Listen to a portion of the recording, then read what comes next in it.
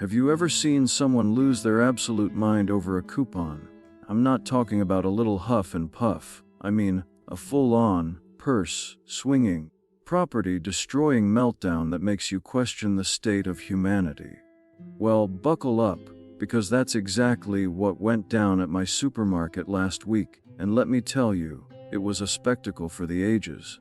My name's Mike, and I'm the manager of a bustling store in suburban Ohio. I've been in retail long enough to think I'd seen it all, but this was next-level chaos, and it all started with a flimsy piece of paper and a woman named Karen.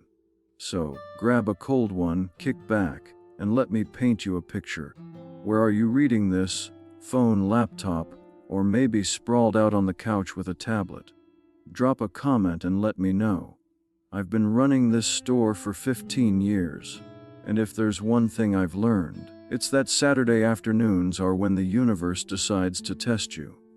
The place was a zoo, carts clogging the aisles, kids darting around like caffeinated squirrels, and the registers humming like they were about to take flight. It was the kind of day where you're putting out fires left and right, and I don't mean the kind you roast marshmallows over. I was in the back office, sorting out a delivery snafu. Some genius at the warehouse sent us 200 pounds of bananas instead of 20, and I was trying to figure out how to offload a jungle's worth of fruit before they turned into mush. That's when I got the first whiff of trouble brewing up front. From my desk, I could see the chaos unfolding at Register 3 through the one-way glass. Sarah, one of my best cashiers, was scanning groceries for a woman who looked like she'd been born with a chip on her shoulder.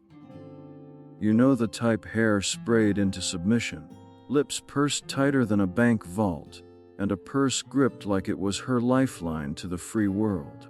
That was Karen, though I didn't know her name yet. She was middle-aged, dressed like she was headed to a PTA meeting she planned to dominate, and she was waving a coupon in Sarah's face like it was a winning lottery ticket. Sarah's polite smile was hanging on by a thread, and I could tell from her posture, shoulders creeping up, head tilting slightly, that this wasn't going to be a quick fix.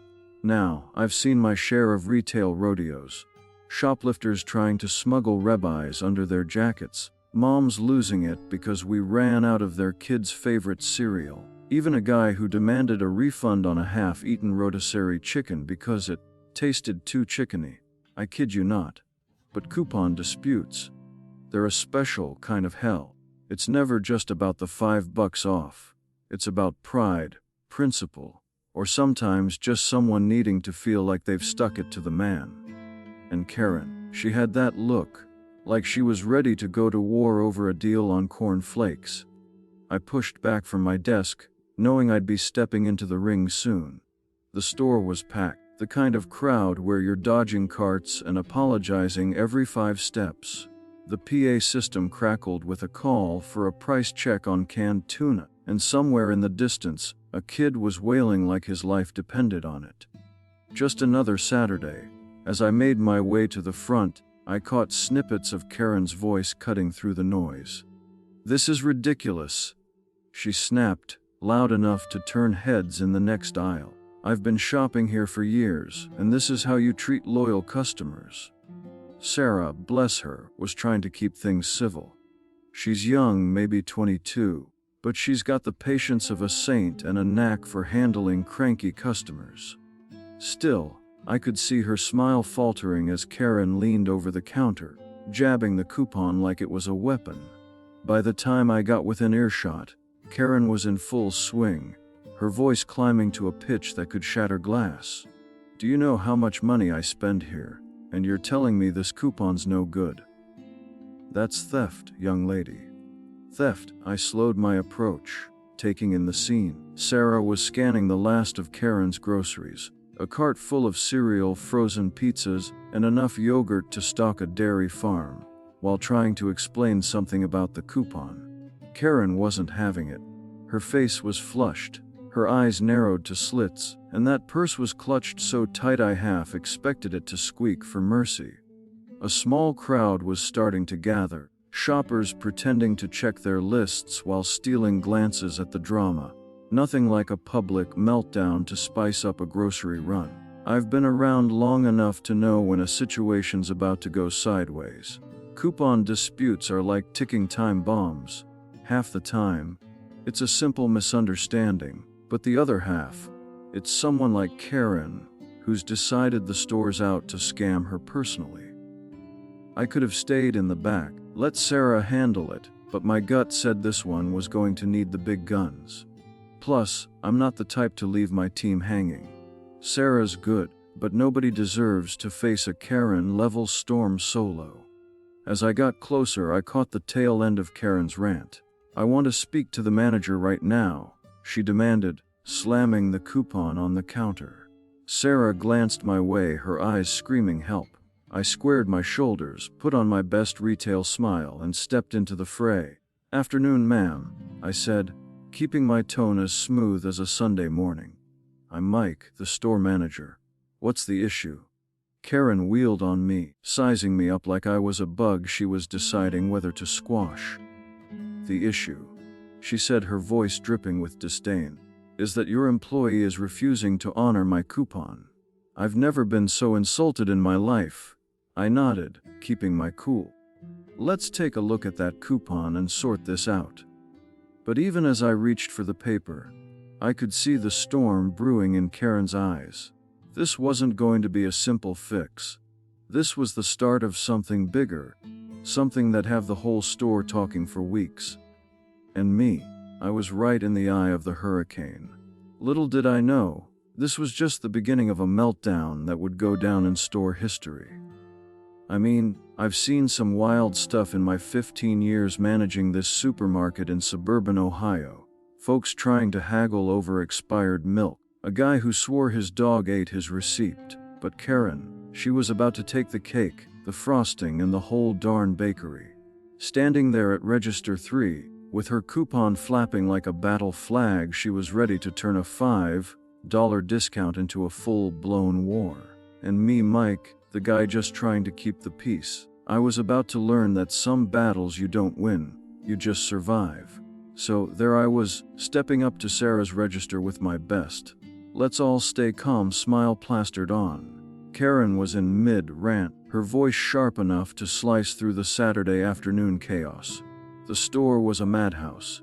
Carts rattling, kids whining, and the PA system droning about a special on pork chops. Sarah, my rock star cashier, was holding her ground, but I could see the strain in her eyes as Karen leaned over the counter, jabbing that coupon like it was a prosecutor's evidence. The paper was crumpled, probably from being clutched in her iron grip, and it had FIROFF printed in bold, along with some fine print I knew was about to cause trouble. "What's the issue, ma'am?" I asked again, keeping my tone as smooth as a Sunday drive. Karen wheeled on me, her eyes narrowing like she was sizing up a punching bag. "The issue," she said, each word dripping with venom, "is that your employee is trying to scam me. I have a coupon for $5 off my cereal, and she says it's invalid." "Invalid?" "I got this from your website and I demand you honor it." Sarah, bless her, jumped in before I could respond. "Sir, I scanned it, but the system says it's for a different store in the chain. It's not valid here." Her voice was steady, but I could tell she was bracing for impact. Coupon mismatches like this happen all the time. Folks grab deals online without reading the fine print, then act like it's our fault when the system rejects them. It's Retail 101, but try telling that to someone who thinks they're the victim of a grand conspiracy. Karen's face turned a shade redder, and she slapped the coupon on the counter. "That's nonsense! I shop here every week, spending hundreds of dollars, and this is how you treat loyal customers. You're stealing my money!" The word, stealing, echoed, drawing curious glances from nearby shoppers. A guy in a flannel shirt paused mid-aisle, pretending to study a box of Pop-Tarts while clearly eavesdropping. A mom with a toddler in her cart craned her neck, sensing drama. Great, nothing like an audience to make things spicier. I picked up the coupon, squinting at the fine print. Sure enough, it was for a specific cereal brand, Captain Crunch. Of all things, But the store code was for our sister location in Cincinnati, not here in Columbus. Mom, I said, channeling every ounce of patience I had left, this coupon's for a different store in our chain. Our system won't accept it, but I can offer you a discount on the cereal anyway. Just to make this right. You'd think I'd offered her a bag of rotten potatoes. Karen scoffed, crossing her arms so tight her purse nearly popped out of her grip. A discount? I don't want your pity discount. I want what's owed to me. This is false advertising, and I'm not leaving until you fix it. Her voice hit a new octave, and now half the checkout lanes were rubbernecking. Sarah shot me a look that said, Mike, please don't leave me with her. I took a deep breath, reminding myself of the store's policy: de-escalate, don't engage. Let's double check the coupon, I said, holding it up like a white flag. Maybe there's a mistake. There wasn't, but sometimes playing along buys you time. I scanned it myself, and the register beeped its sad little denied sound. See, I said, pointing to the screen. It's coded for Cincinnati. Happens sometimes with online coupons. Karen wasn't buying it. Don't give me that! You people always have excuses. I bet you're keeping the discount for yourself. Okay, now she was just reaching. I've been accused of a lot in this job. Overcharging, understocking, even ruining Christmas, because we sold out of canned cranberries, but pocketing coupon discounts. That was a new one. I almost laughed, but the fire in Karen's eyes told me that'd be like tossing gas on a barbecue. Mom, I assure you, no one's keeping anything, I said, keeping my voice level. Our policy is clear: coupons have to match the store location. I'm happy to call corporate if you'd like, but... Corporate? Karen cut me off, her eyes lighting up like she'd just drawn an ace. Oh, you bet I'll be calling them. And I'll tell them how you're running a scam here. She waved her coupon at the growing crowd, playing to her audience. Can you believe this? They're cheating honest customers. The guy in flannel raised an eyebrow, clearly entertained. The mom with the toddler whispered something to another shopper. I could feel the paperwork piling up already. Incident reports, customer complaints, the works. I tried one last time. Let's work this out calmly, ma'am. Maybe we can find a similar coupon in our system. Karen leaned in, her voice dropping to a dangerous hiss. We'll see about that, she said, her eyes narrowing to slits. She clutched her purse tighter, and for a split second, I swear I saw a glint of something unhinged in her stare. I didn't know it yet, but that coupon wasn't just a piece of paper. It was a fuse, and Karen was about to light the match. Things were about to get even more ridiculous. I mean, I've been in the retail trenches for 15 years, dodging every kind of customer curveball you can imagine.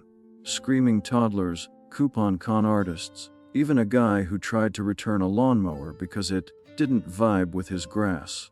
But Karen, standing there at Register 3 in my Ohio supermarket, clutching her invalid coupon like it was the Declaration of Independence. She was rewriting the playbook on crazy. As Mike, the store manager, I thought I had this under control. Spoiler alert, I was wrong. This wasn't just a coupon dispute anymore. It was a one-woman circus, and Karen was the ringmaster, ready to turn my Saturday afternoon into a viral Reddit post.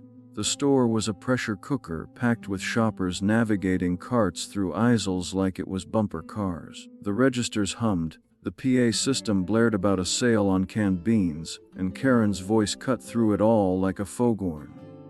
"This is outrageous," she bellowed, waving her $5 off Captain Crunch coupon at me. I just explained, again, that it was coded for a Cincinnati store, not ours in Columbus. I offered a discount. I tried reasoning, but Karen wasn't here for solutions. She was here for war, and she was about to crank the drama to 11. "You're scamming me," she declared, whipping out her phone with the speed of a gunslinger. "I'm calling corporate right now, and I'm going to expose you for this fraud." Her fingers jabbed at the screen, and before I could blink, she'd flipped the camera on. recording me like I was the villain in her personal soap opera. "This is Mike," she announced to her imaginary audience, "the so-called manager who's refusing to honor a valid coupon. Can you believe this?" I stood there, arms crossed, keeping my face as neutral as a poker champ. Rule number 1 in retail: never give them the reaction they want. Plus, I knew our store cameras were rolling, catching every second of this sideshow.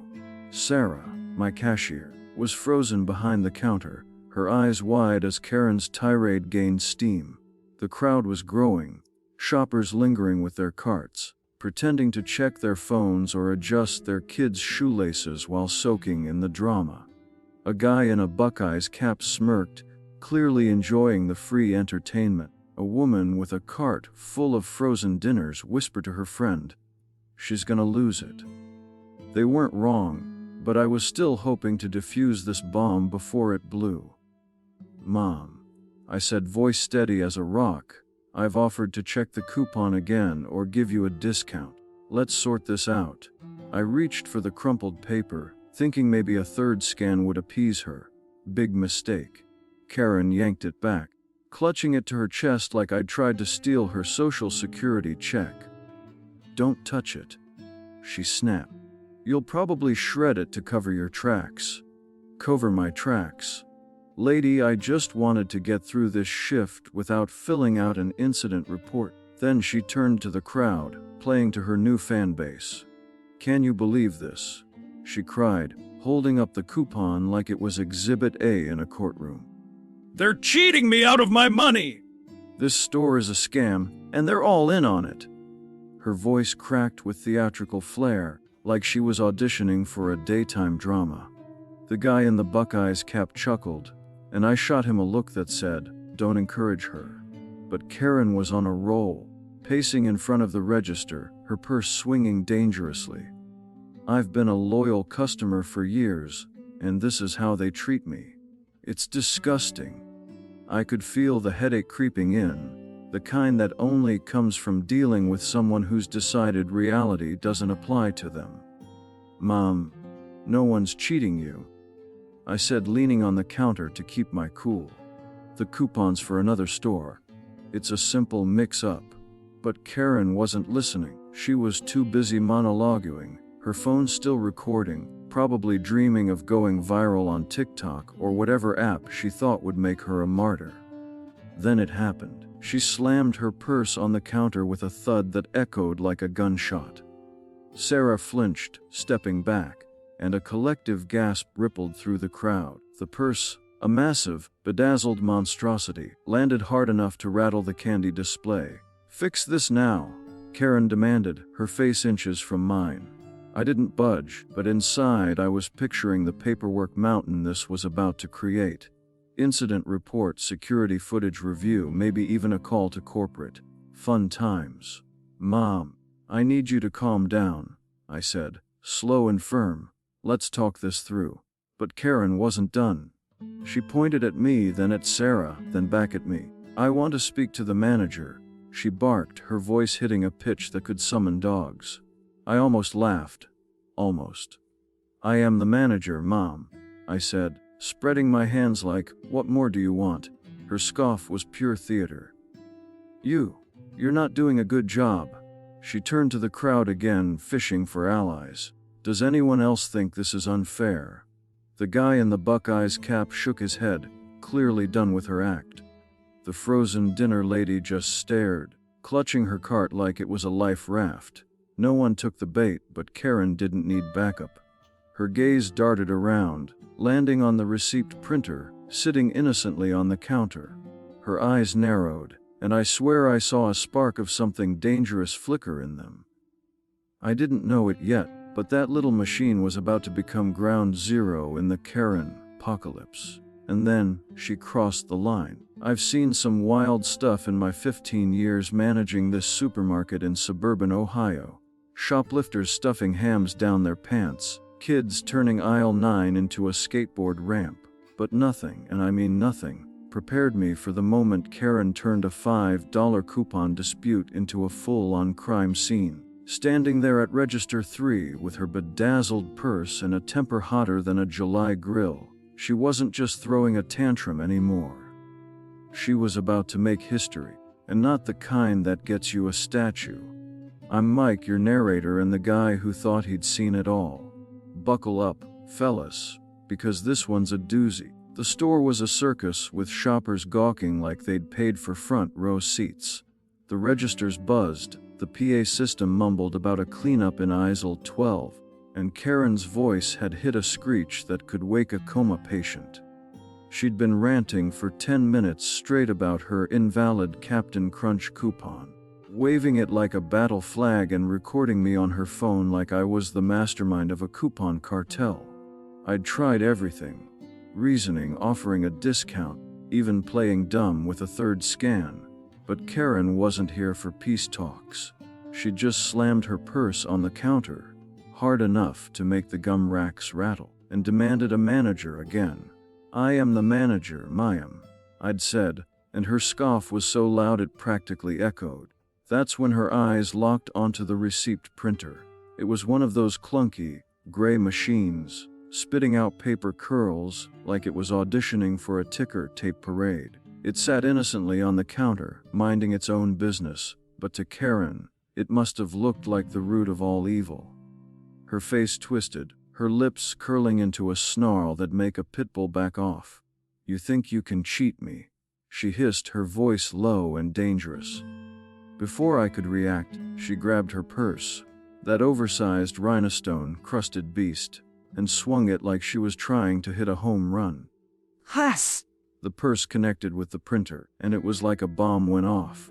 Plastic shards flew, paper rolls bounced across the counter, and the machine let out a sad, electronic whimper before going dark. Sarah, my cashier, gasped and stumbled back, her hands flying to her mouth. The crowd froze, jaws dropping as if they'd just seen a car crash.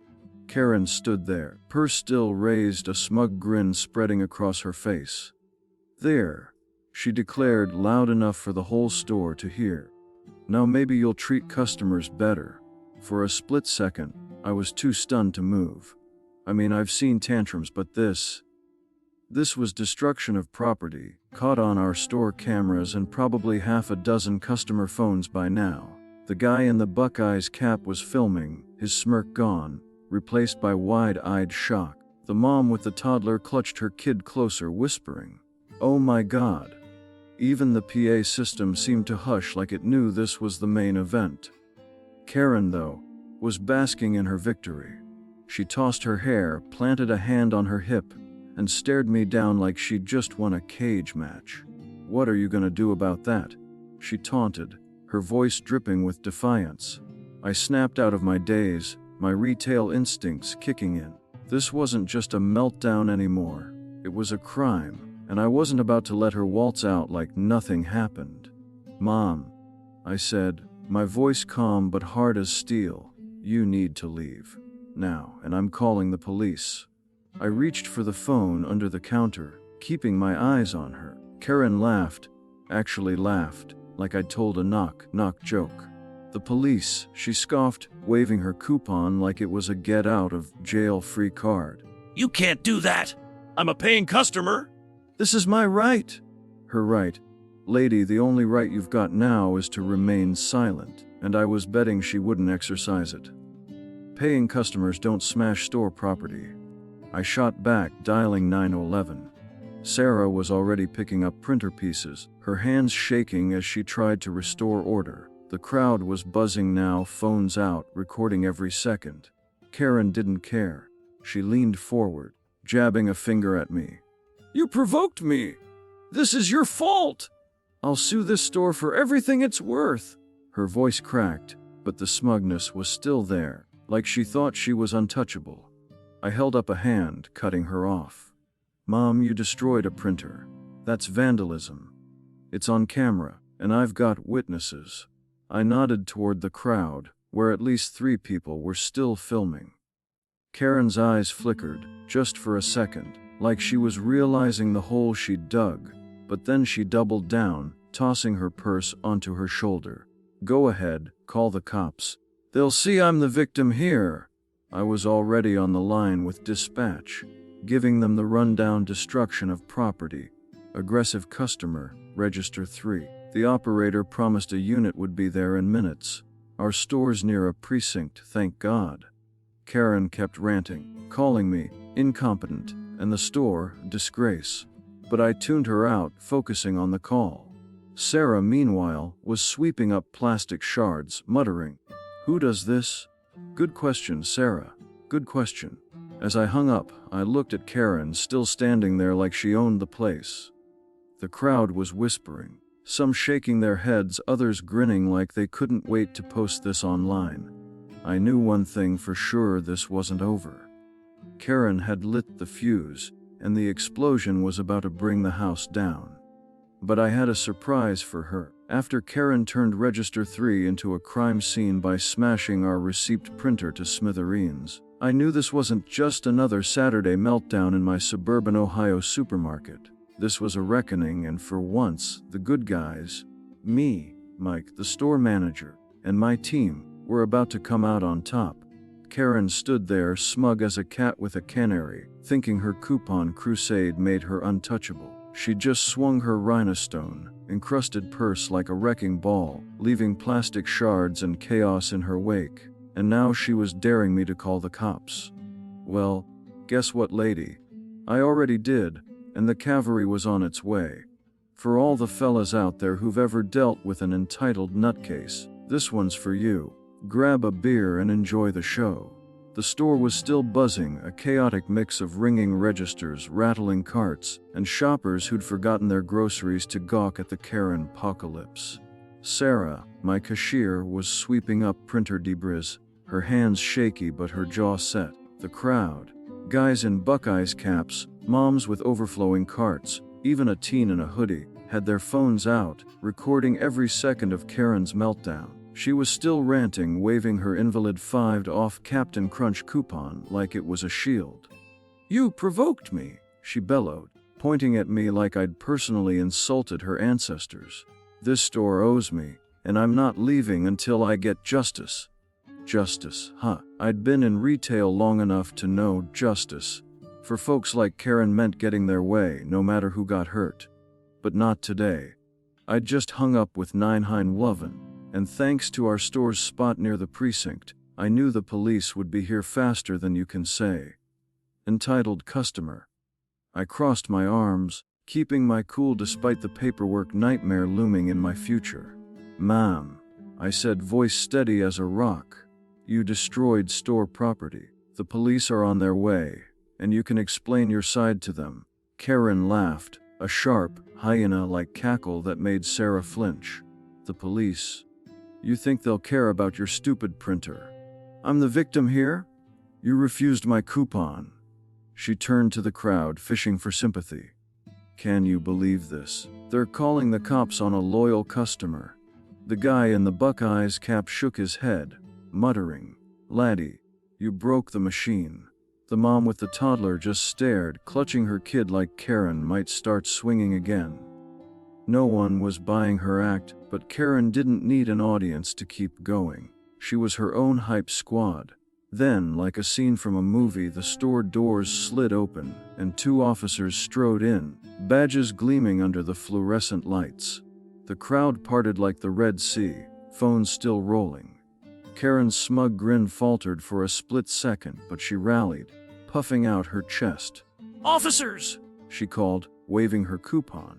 "Thank goodness you're here!" "This store is scamming me, and this manager provoked me into defending myself." The officers, a burly guy with a buzz cut and a woman with a no-nonsense ponytail, weren't impressed. Buzzcut raised a hand, cutting her off.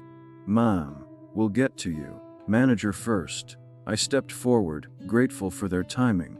"I'm Mike, store manager," I said, pointing to the wreckage on the counter. "This customer smashed our receipt printer after a dispute over an invalid coupon. It's on our security footage, and these folks saw it." I nodded at the crowd, where at least 4 people held up their phones like proud witnesses. Ponytail officer crouched to inspect the printer's remains, shaking her head. "That's some damage," she muttered. Buzzcut turned to Karen. Ma'am, care to explain? Karen launched into a tirade, claiming I'd harassed her, and the coupon was perfectly valid. She even tried to show them her phone footage, but Ponytail cut her off. We'll review all evidence, but destroying property isn't a defense.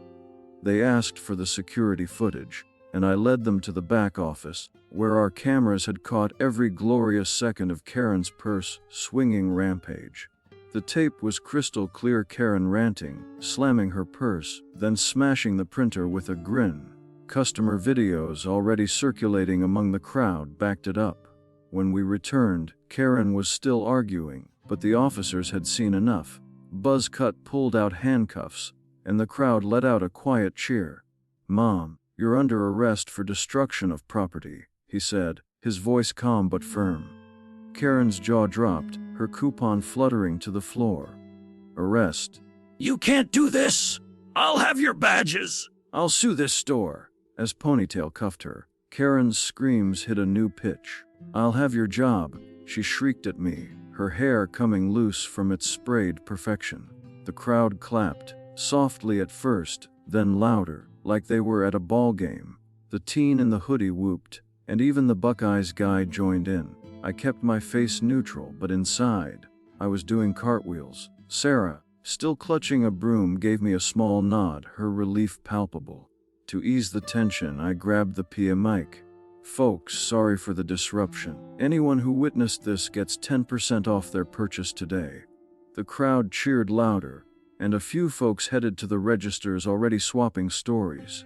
Karen, meanwhile, was led out in cuffs, still yelling about her rights. As the doors closed behind her, the store felt lighter, like a storm had passed. As things calmed, I helped Sarah clean up, picking up a stray printer gear. "You okay?" I asked. She nodded, managing a grin. "That was insane, Mike. You handled it like a pro." I shrugged, but her words meant a lot. Retail's a grind, but moments like this, when you stand up to a bully and win, make it worth it. Karen was gone and justice had been served, but I had a feeling this story was far from over. With Karen gone, hauled off in cuffs like the star of her own personal cop show, the storm that had rocked my suburban Ohio supermarket finally broke. I'm Mike, the store manager who just survived the coupon meltdown of the century. And let me tell you, fellas, it felt like I'd gone 10 rounds with a grizzly and come out swinging.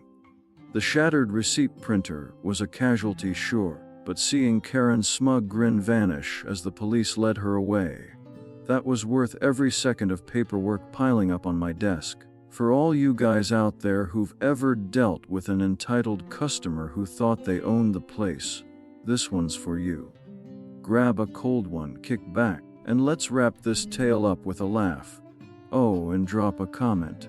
What's the craziest customer story you've got? The store was settling back into its usual Saturday rhythm, like a bar band finding its groove after a drunk heckler gets tossed. Registers hummed, carts clattered, and the PA system droned about a 2-for-1 deal on ground beef. Sarah, my rock star cashier, was back at Register 3, ringing up a guy in a Buckeyes cap who'd witnessed the whole Karen apocalypse. The crowd had thinned out, but the energy was different now. Lighter, like everyone was in on a shared joke. Shoppers swapped stories as they loaded their bags, and I caught snippets of, "Did you see her swing that purse?" and, "Man, that manager's got nerves of steel." I'd take the compliment, even if my nerves felt more like overcooked spaghetti. I was helping Sarah tape up a temporary, out of order, sign on the broken printer when a customer, a grizzled guy with a cart full of beer and frozen wings, leaned over. "Buddy, you handled that like a champ," he said, grinning. "I've seen some Karens in my day, but that one, she's Hall of Fame material." I chuckled, wiping printer dust off my hands. "Just doing my job, man. Gotta keep the peace."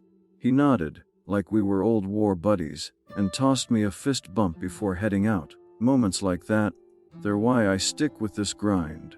Sarah finished with Buckeyes guy and turned to me, her broom still in hand from cleaning up Karen's mess.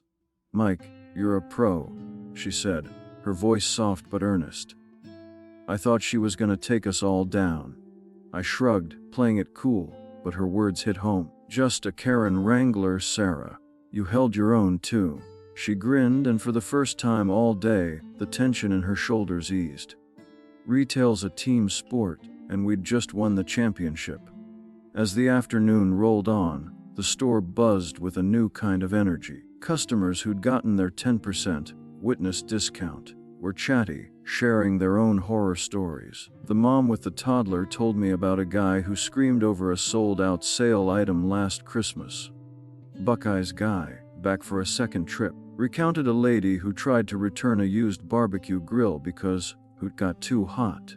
We laughed, swapping tales like veterans around a campfire. It was cathartic, a reminder that Karen wasn't just my problem. She was every retailer's nightmare, the kind of customer who'd make a saint swear. Then came the kicker. I was in the back, sorting through the incident report, when Sarah poked her head in. "Mike, you gotta see this." She held up her phone, where a video titled, "Epic Karen Meltdown at Supermarket," was racking up views on Reddit's r/entitled people. Sure enough, it was our store. Karen swinging her purse, the printer exploding, her screaming about justice as the cops cuffed her. The comments were gold. "This manager deserves a medal. Karen's gonna hate jail food." And my favorite, "That purse needs its own rap sheet."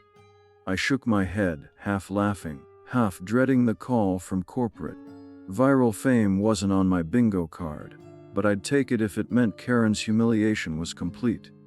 Reflecting on the chaos, I realized something: a lousy coupon had sparked this whole circus, but it was Karen's refusal to let go that lit the fuse. Coupons are just paper, but to her, that $5 off was a hill to die on. I'd stood my ground not just for me, but for Sarah, the team, and every customer who just wanted to buy their groceries in peace. Entitled folks like Karen think they can bully their way through life, but sometimes the system works. Cameras roll, cops show up, and justice gets served with a side of handcuffs. Then I remembered the coupon itself still crumpled on the counter where Karen dropped it. I grabbed it, curious, and squinted at the fine print. My jaw hit the floor. That fires off Captain Crunch deal. It wasn't just for the wrong store, it was expired. By 15 years. Printed in 2010, faded and forgotten, probably dug out of a drawer in Karen's coupon hoard. I burst out laughing, loud enough that Sarah poked her head back in. "What's so funny?" I held up the paper. "This thing's older than half our stock boys." She cackled, and we both lost it, the absurdity sealing the day's madness. Some people just can't let go of bad coupons or bad attitudes. But me, I let go of the stress, filed my report, and got back to running the show. If this story hit home, smash that like button and share it with your buddies. Subscribe, hit the bell, and tell me in the comments what's your wildest customer tale. Because if there's one thing I've learned, it's that retail's a battlefield, and Karens are the landmine.